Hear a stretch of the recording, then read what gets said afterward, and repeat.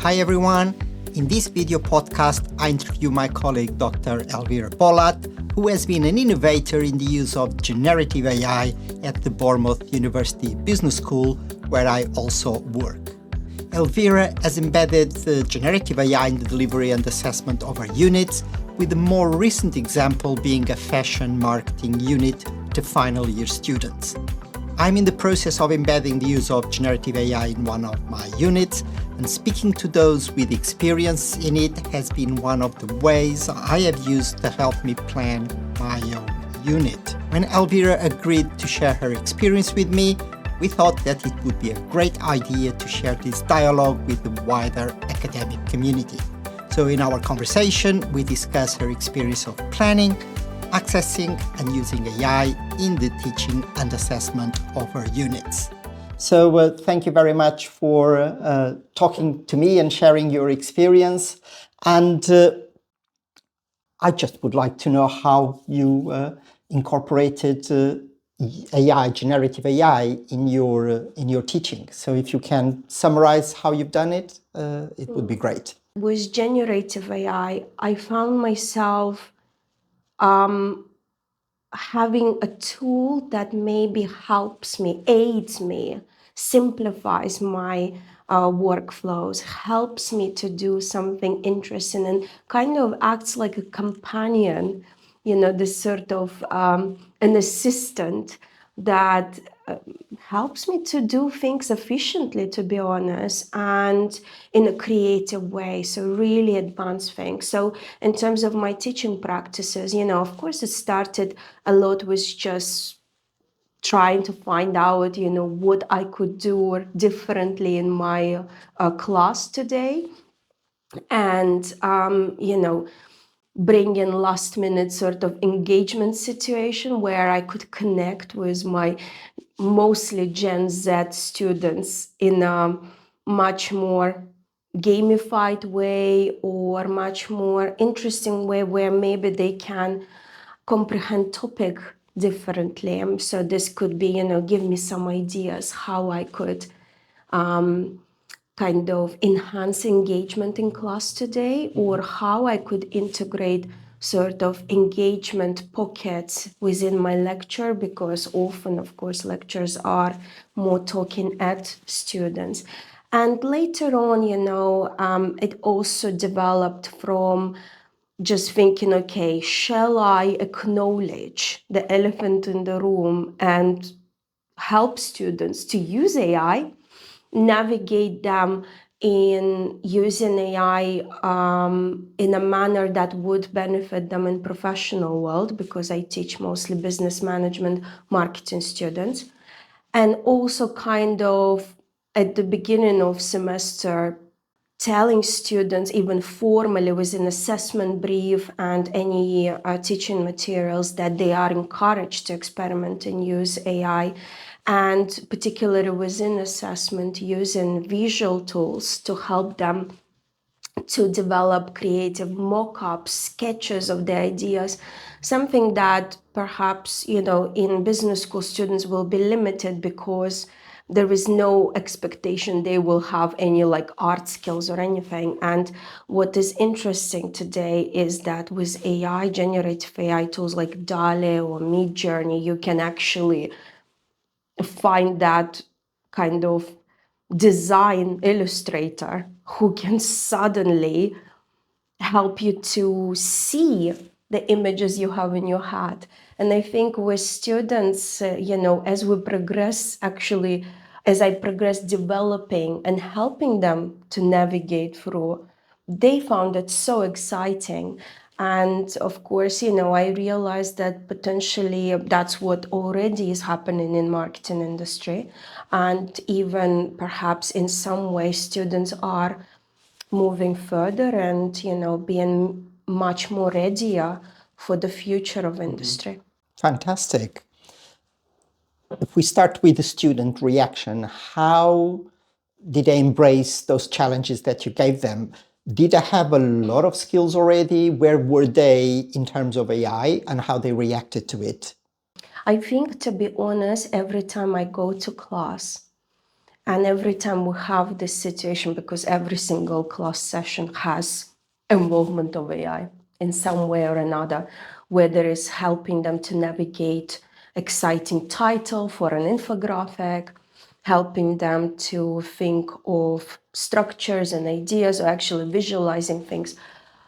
Every time I end up switching on AI, whether it's ChatGPT or a Bing AI, actually, the Microsoft one, I find their faces looking a bit worried and amused. So even if students are familiar with the tools and use them, they still kind of have that, let me be cautious. Is she really doing this? So I think me doing it in a way is very deliberate attempt to help them ease into using it and kind of make them understand that this is okay. And that's why I do it in class a lot, as opposed to just saying it's okay to use AI, but actually doing it together. But reality is students always will be cautious of, different regulations and things, because this is a developing situation. They are not yet sure how much is allowed, and would they find themselves potentially in a situation where they are committing academic offense or done something without knowing then that they done something wrong. So they are always kind of cautious. Because we have this idea that Generation Z, they are technophiles, they love technology, they use social media all the time, and sometimes it's easy for us to assume that they will embrace it with open arms, with excitement, sometimes that they already bring a lot of skills which for this generation which is now at university, they didn't have any contact with it in pre-university. So for them it's a novelty, like for most people. So I think it's important to question that often assumed truth that they are naturally keen to do it and to embrace it. I've asked my own students, are you using AI? Have you used AI? And only a really tiny minority said yes. I think maybe quite often they are probably afraid of admitting that they played around with it and tried it out, or even doing little bits and pieces, but they kind of don't want to be explicit about it. Because even as academics, nowadays I use AI just to chuck in the paper and say, can you summarize this paper for me? Because, I am kind of limited with time, have no capacity to really engage in a proper reading. So having that summary that's maybe beyond just abstract or executive summary available in the document, I would like just to know much more interesting highlights and things I should consider. So I think people reluctant to admit they're doing it, and hopefully, as we will open up and use it as our personal assistant sort of technology, we will think it's normal. I think maybe quite often they are probably afraid of admitting that they played around with it and tried it out. I think people reluctant to admit they're doing it, and hopefully, as we will open up and use it as our personal assistant sort of technology, we will think it's normal. With students, of course, in the unit where this was integrated in assessment, they had to do it. Although I have to admit, they had a choice. It's not like they had to do it and was a choice where they create mockups using visual AI tools, or alternative would be actually to create real mockup or a sketch if you have artistic skills. 95% of students ended up developing AI generated mockups. And of course, with my support, because many of these tools are probably, having financial sort of cost attached to it. So I organized this kind of open walk-in sessions where I was just, available in a particular location, and students could come in and, drop by and sketch ideas with me. In the feedback, actually, because we have this sort of stage-based assessment, I think students who probably did not use AI, because we incorporated peer evaluation, they had opportunity to see what 95% of other students produced using AI. And although they are proud of their own, independent sketches and creations, I think they saw that there is a potential with AI to do something more. And in feedback, we kind of encourage them to play around and experiment with it. And I think they are willing to uptake. So, it could be that by mid-January, by the time the assessment deadline is approaching, they probably 100% of them will actually end up using AI. So I don't know if it's kind of a forced but easy forced situation into it, because don't get me wrong, in our experience of using AI, students obviously learn how important it is to engineer these prompts, how important it is to know exactly what you want, or sometimes not to know exactly what you want and be a bit more open. So it's always this kind of try and test situation where AI, one tool actually could produce something fascinating and another tool completely will not understand the same prompt. It's also fascinating that maybe a little proportion of students, about 5% from the 95, ended up going and experimenting beyond the kind of tools that maybe I am offering them. And they ended up, finding other tools, open source tools that actually available, maybe limited, in terms of the free version doing that much, but actually providing insights from other tools. I learned, like, for instance, from about Microsoft Bing AI. I don't use Bing, I'm not really a Bing person, I'm a Google person. But surprisingly, now I end up sometimes going there because one of my students told me that Bing is much better in terms of really providing the links and sources where the information is coming from as a response to query. So they're teaching me now, and they're telling me what the experiences are like. It's about co-creating with students, especially at this stage where there's so much to learn on either side, the tutor and the student. It's I think a good strategy to keep that mind open and see it as a co-creation opportunity. Did you create any tools, for example, in our VLE, an area where students could share the tools that they are using? Oh yeah, I think this is absolutely a great idea. I have to admit, at the beginning of semester this year, this academic year, I thought of creating for them some sort of post or kind of a folder, virtual folder, where I will be helping them to navigate through this, but I ended up not doing it. And I mean, to be frank, I haven't done it. I ended up just capturing where the students are using AI and what tools they're using, but most of them are the ones that I am providing them access to. So I think it's a great idea, because I realized that perhaps barriers that are very typical, like one is cost, students obviously are quite smart in really finding their paths around it and end up locating tools that are fantastic. So yeah, I think it's something I should be doing probably. Because some students will be more proactive in that, other students will be a bit more reactive.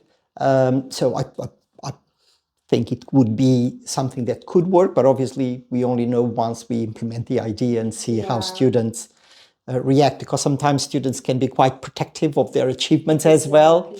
there's a kind of an egotistic element there.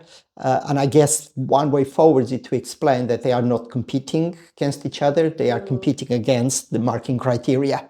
So I think with the right approach it could work, but as always, when you're trying something new, you don't know until you implement it and you identify, what happens.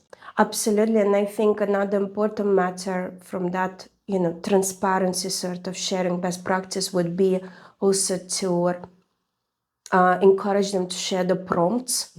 So I try to do it in all of my kind of materials. So even when I use images generated by DALI, let's say, in my slides, I would always acknowledge the prompt. So first of all, it gives them clear indication of me using this sort of tools. Plus, it helps them to see that I am being transparent and kind of, I guess we don't know yet what's the crediting, referencing, acknowledging the sort of things, what sort of practice, common practice and requirements will be there. So in a way, just trying to chip in this development of best practice in being clear, transparent in what we do. But totally, love the idea. Probably have to borrow it from you or maybe join the forces.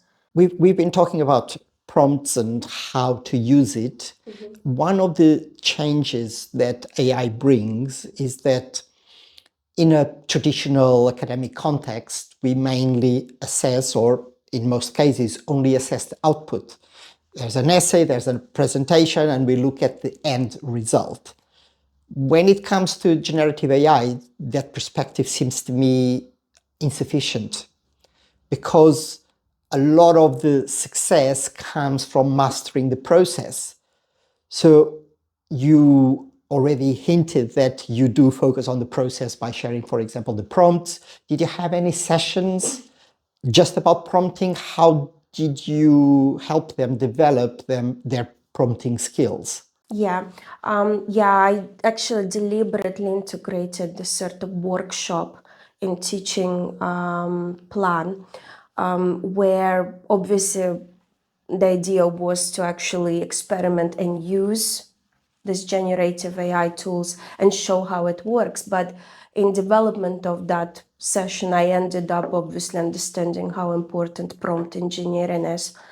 And I think in my case, because this was related to development of product and sort of business idea concept, I thought of connecting it to the theory related to, marketing and product design as well. So borrowing a bit from another discipline that perhaps not often will be directly injected in business management.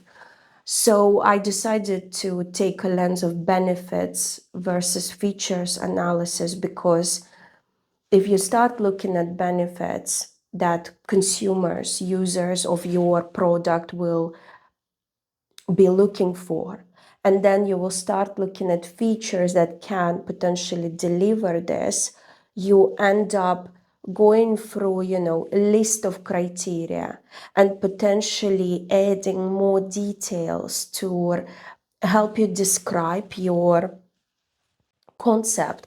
And obviously, when it comes to services, this could be service blueprint or other sort of aspects when it comes to maybe developing mock-up for mobile app or a wireframe for a web page. This would be coming from usability theories and user experience domain. So it's fascinating how in prompt engineering, actually, I ended up demonstrating students how theory they learn matters. They realize suddenly this is not just bunch of theoretical concepts that are not applicable in real world, because to create a mock-up and a sketch, you need to tap back into these theoretical arguments, points that we have covered in the lectures. So I ended up creating for them this sort of pro forma of all the elements they possibly can consider when they, engineer the prompt. Of course, what I also realized that potentially when you end up creating a very well-developed prompt, you could end up being very unhappy with the result you receive, especially in the creative space, because, you put so much effort in truly using, words as a text, as an input to describe your idea in your head. And of course, when the generative AI gives you that outcome sometimes, and I've seen it in many cases, you end up being very disappointing. So realization that perhaps this could be a very stage by stage sort of process, where you maybe put one feature, one element first, then next, and kind of work with AI as kind of revise, rebuild, recreate sort of process, it's much more effective. Yeah, it's interesting because I guess, going back to your point of not focusing on outcome, it's also helping students to realize that it's a relationship, it's a process, and probably something we ought to adopt in assessment in terms of capturing this and, helping students to reflect on their developmental journey, but also us kind of acknowledging the journey and supporting and being positive in celebrating the whole process of changes. Because actually in this assessment, what's interesting, students have the stage-based portfolio sort of assessment where they have a chance to provide us with first mock-ups. Then they are, receiving feedback. Then they can integrate changes. Then they submit things for peer evaluation and receive another feedback. And finally, they have to integrate this feedback on board and produce completely different final result. Is the grade coming from the output only or from the process? Are you formally assessing the process as well? So within actually the final element, in one of the criteria is to reflect on the journey and actually visually or text-wise, demonstrate the transition that the students had in developing their business idea. And they're encouraged to use, reflection on the mock-ups and visual concepts, but of course it could be also that, potentially, I have no idea yet because they didn't submit, they could reflect on even the way they describe the idea and how in the beginning, because we had some instances with students where the things she has in her head are not the things AI is producing. So, we actually ended up having several co-creation sessions with her because it just didn't match. And in the end, we still were not happy with what was created, but let's see. But, I have to say, I am not perfect in this, and I totally agree on your point. And probably at the moment, we haven't yet, properly acknowledged this whole process and marking the process. And yeah, it's something to consider for future, and definitely. This brings a few dilemmas. The first one is whether you assess the process or not, and if yes, how you are going to assess it. So in your case, you're looking at a little bit of reflection about the journey in inside the big assignment. So there's an element within the big assignment. Another opportunity, and that's how I am planning to do it, is actually have one part of the assignment, so the first assignment just about the output, and the second part of the assignment, a separate assignment, about the reflective account. So also a reflective account. I guess that it's not just about the reflection. There are other ways of assessing the journey that are just not reflective accounts. So we have to continue thinking about how we look at the process. And for us academics, it's not something we have been doing, because most assignments, traditional assignments, we look at output. We don't know how the students got there. We just look at where they've got their destination. So it's going to be interesting going forward.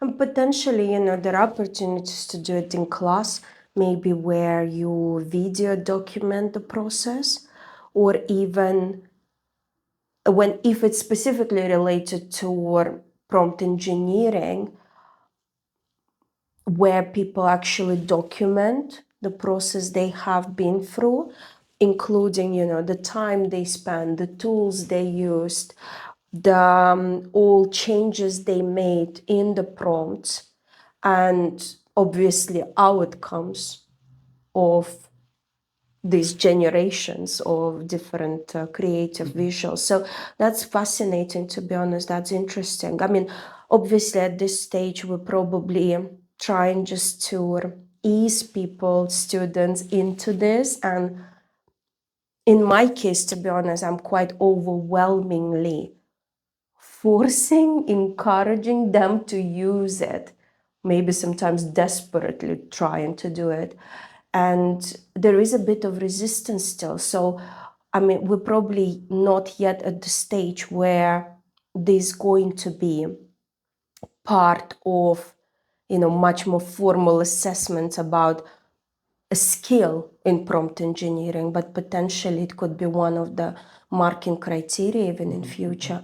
I feel like it's my duty also to make students little bit think in advance of what could happen and the possibilities. So yesterday, for instance, I delivered talk on subliminal advertising, which is a very known concept when it comes to, let's say, TV advertising or a radio, where, things are repeated, or flashes, within the screen, where maybe a message just flashes once and you think you haven't registered it, but your brain already captured it. And I was playing with DALE to show how in pictorial content, visual content, we can potentially now integrate subliminary, in a subtle way, messages that perhaps acknowledge the risks and harms associated with products. So I gave them example of gambling, or example of a TikTok, where, I created using DALE image of a young teenager scrolling through her screen, and using TikTok, and essentially where the message "can be addictive" appears. So they kind of thought, wow, because I'm quite, keen to help our marketing practice, or I call it anti-marketing practice, to be a bit more responsible, I guess. And I think future is the era where within the same content, we not longer just talk about everything what's good about this product, but recognizing the risks and harms, but in a very subtle way, because if we do it by highlighting it too much, of course, clearly we will just put the consumer off the product. If you had to select 3 recommendations for educators who are behind you and are trying to give the first steps towards using AI, generative AI, in their units, what would those 3 recommendations be? Okay, number 1 is acknowledging AI. Acknowledge in a sense that you end up perhaps integrating notes related to possibilities of students using AI. This will be, I think, a basic thing everyone should do. So students see formally that they are allowed to do it. They're allowed to do it, and they can go and experiment. Of course, injecting any other messages of precaution, what you should do, or should not. Potentially, of course, moving forward, it could be that within the class space, there is opportunity for students to look at comparing and contrasting the work they do against the work generative AI tools generate. So they have opportunity to critically look and see what the possibilities are, but not in terms of just being negative. Actually generative AI is not as good as humans, but helping them to see how these tools could empower students to produce or develop practices that are much more efficient and innovative as well. And the final thing, I think, download some of these tools on their own devices and start experimenting. Maybe in a more subtle way, just like I did to start with, see how these tools help you not to generate outcomes, such as produce a paper or write a critical essay, but how these tools help you to change your maybe teaching practice. Ideas like, okay, I want to play a game this week with my students. How could I adapt? What sort of games Gen Zs are into? That's what I ask. And then I look at selection and say, okay, from this selection of games, how could I use these games to teach this concept in face-to-face seminar setting? And suddenly, this is where it's no longer processing the data or that is available online. This is beyond just processing. This is helping me to come up with ideas. And I think this idea generation is an important thing that Gen AI does. And many academics ignore this.